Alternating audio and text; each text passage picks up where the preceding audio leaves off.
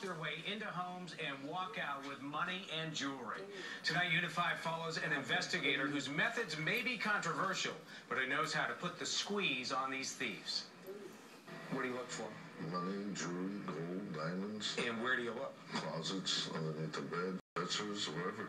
Burglars stole $7,000 from this woman's mother on the northwest side. The victims want their identities concealed. It's a violation. It's very scary. They took $20,000 from this man's parents in Northlake. It's a horrible feeling. This former thief says seniors with lonely hearts and poor eyesight are best. How much money have you stolen over the years? 50, 60,000, maybe 100,000. It's all about the cash. That's all it's about. State Police Inspector Bill Hendrickson is on a mission to get that money back. How much money have you recovered for victims?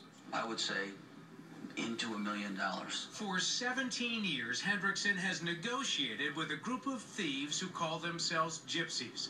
More than 100 Chicago area criminals, he says, who learned to steal at a very young age. It's a family business. They learn to do this from their parents. They learn how to con people.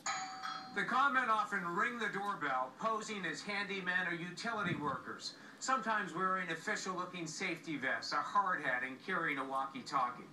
Then they trick the senior citizen into showing them the boundaries of their backyard and signal their accomplices to come in through the front. I want to hear from you today. No bull. Hendrickson co-authored this Gypsy training guide for police. So when victims describe a suspect, he often knows their name and contacts them to recover what was stolen. Do you threaten them? Yes. With? Going to jail. Police traced the Northlake burglary to a suspect in the guide. The man denied everything. But Hendrickson said a person acting on his behalf delivered $20,000 in money orders to give back to the victims. They never admit guilt.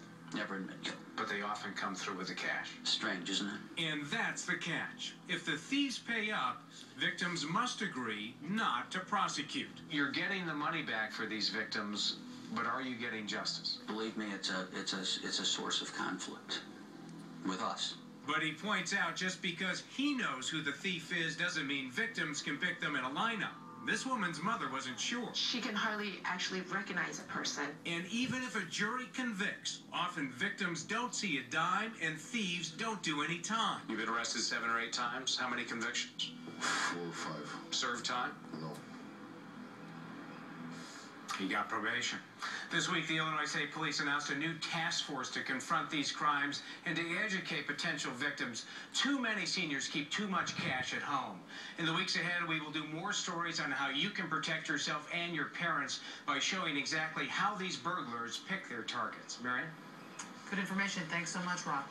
Well, tonight we've obtained 911 tapes from